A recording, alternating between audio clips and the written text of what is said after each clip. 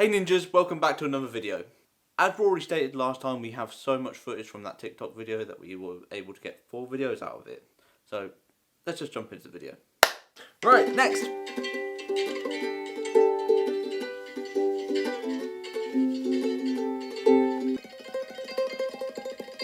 So true. 100%. I mean, it may be an old video, but there's the Willa ukulele shred. Although I did go out my way to buy an electric Les Paul style ukulele. So, I mean, actually, I think that's here. I really did go out of my way to grab the most guitarist style ukulele you can imagine. Yeah, like, you have to shred it. Ugh.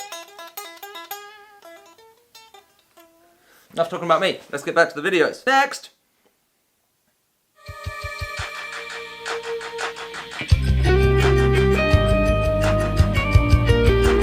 I do jam with all music. It does happen. Yep. That 100% happens. If the guitar's in my hand whilst I'm waiting, insurance providers, banks, telephone companies, any of those typical you're on hold for an hour kind of places, you gotta jam. It's like vocally harmonizing with the microwave as well. When it's like, I'm like, ah. Just conditions, right? Okay, next. Send this to a guitarist.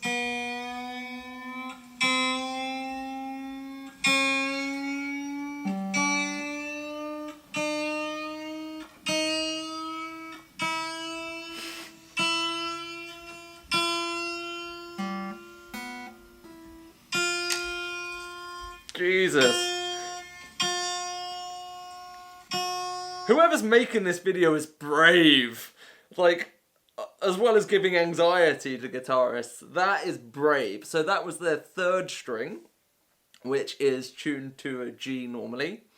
And that was tuned above the high E. So that's almost an entire octave overtuned. I have had, so I do guitar maintenance and refurbs as well for the Guitar Ninja. And I have had some guitars come that have been ridiculously overtuned. It is scary. You can see the wood of the neck starting to bend and warp sometimes.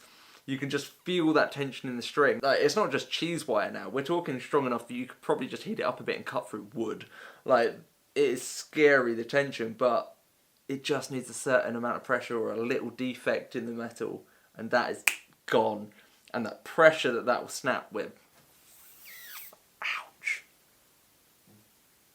Why is your face not working? Okay. I found this in mine and my girlfriend's shared album. Absolute savage. I mean, it doesn't seem like many of those strings are being overtuned. It shouldn't be No difficult to wonder tune a I guitar. spend so much time tuning.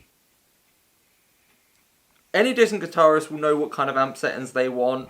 I will always roll the volume off my electric guitar automatically when I put it down because I don't want that horrible background noise through the amp. So yes, the tuning is a pain, but every time you pick up your guitar you should tune. Like, it basically, it's getting her vent out perfectly fine. But for Alex, it should go from, instead of 30 seconds of tuning, to maybe 2 minutes. I will always roll the volume off my electric guitar automatically when I put it down because I don't want that horrible background noise through the amp. So yes, the tuning is a pain, but every time you pick up your guitar you should tune. Yeah, it doesn't offend me as much as perhaps it should. It would offend me if those, again, the strings were being overtuned instead of under, but a lot of those look like she tuned them down. So, hey, at least going in the right direction. Right. What girls expect when you say you play guitar? Too? Check this out. What guitarists are like in reality? Who the fuck is Little Poop? Yeah, I just changed the strings on my Solar A series. I got 11 through 70s. I could get to like drop E probably. Sing and play the same? I mean, yeah, I'll try. Does it gent though? So check out this new progressive post-thrash song. I'll pull it up right now. I totally missed the end of that. I got into genting. See, it's true. This is what guitarists are like.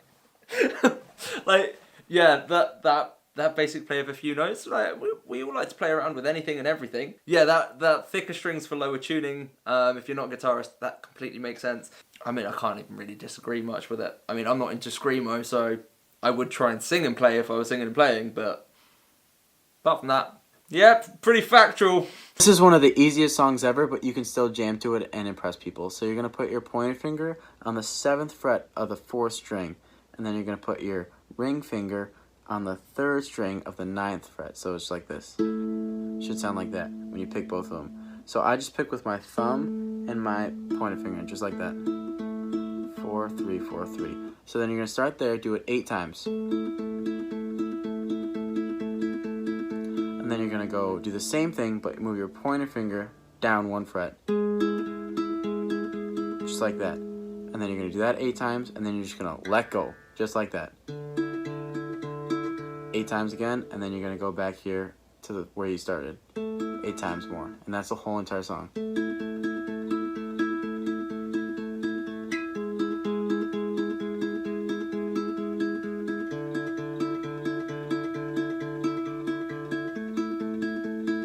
Okay, so completely right. I thought I'd get to the end before I commented on this one, because it's actually a lesson that's helping people out. Video's perfectly fine, factual, those are the right notes, it's quite an easy riff to play. The one thing that he's not helping you understand is that stretch when he does that second note where he's taking this index finger back a fret.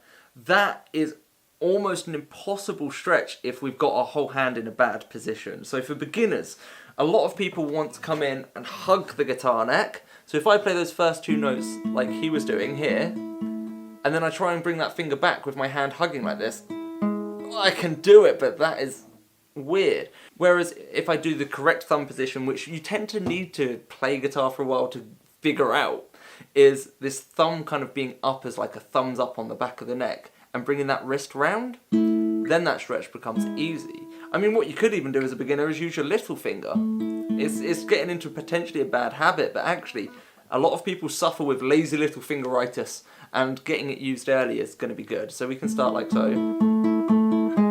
And then that stretch is a lot easier than trying to stretch these fingers to get that. Just my suggestions on it for it being an easy one for beginners, but at the end of the day, it's a fair point. It's not a bad video. Okay, let's move on. I realised that I might have been pulling a skeptical face in it, but I think that was just my face. After some technical issues, we are back. Let's have a look at the next TikTok. That phone drop. Ugh.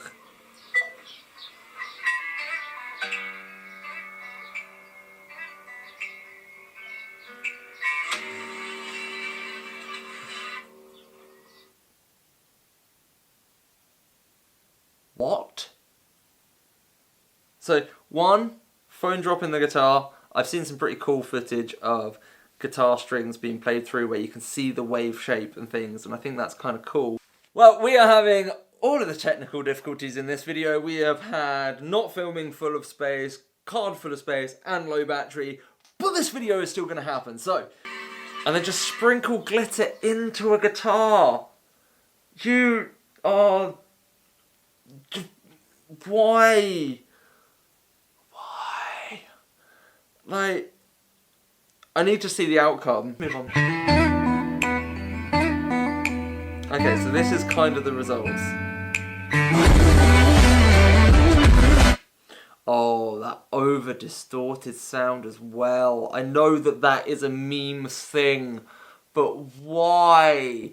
You can have energy and loudness and change from soft to energetic without needing to peak and distort and crackle, and my opinion on this is so strong and it's all negative, but I get the positive meme outcome, like the glitteriness falling, the way that goes into the slow-mo with the drop. I see why these videos do okay, but why? Okay, I want to be positive again, let's move on. Please be a good one this time. Famous guitarist for beginners. Yeah, I definitely played this as a beginner. In fact, I still mess around with it. Oh, all of my students love this one. I used to use it as a finger warm-up.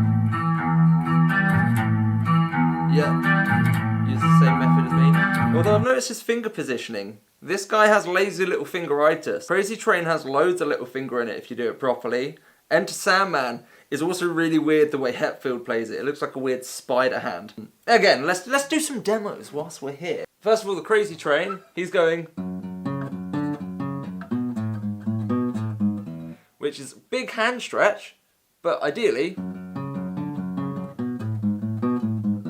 we can keep all those fingers nice and close and it's minimal effort.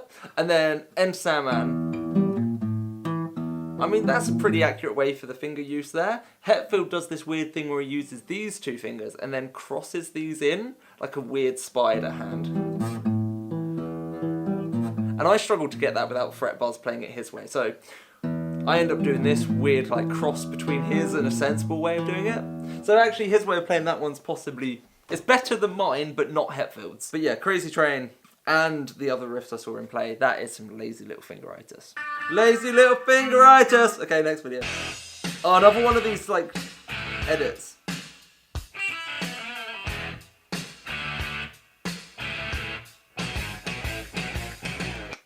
That showed it like it was a slide. I've always assumed that last bit was a bend. I'm gonna watch that again. I might have learned something. Why a riff that fast? Okay, so I thought this video edit was really, really good for the previous video. For this one, that lead bit, that little catchy dee-dee-dee-dee-doo, like, that's hard to follow. I think, and I know the riff, and I'm looking at it going, what's it doing? If I didn't know the riff, how am I meant to learn it from that? It's a bit too fast and complicated. But again, the concept of these videos I like. I'm just not a fan of that one. And a slide. Right. Hey guys, if you've enjoyed the video so far, make sure you smash that like button. At The Guitar Ninja, we aim to teach everyone the exciting way. That's why we have a learning platform online if you're not in the local area. So the first course is free, and if you want to choose to go to premium, you can. This beautiful guitar here will be going to one of our premium members. So make sure you don't miss out. But that's enough from me today. So the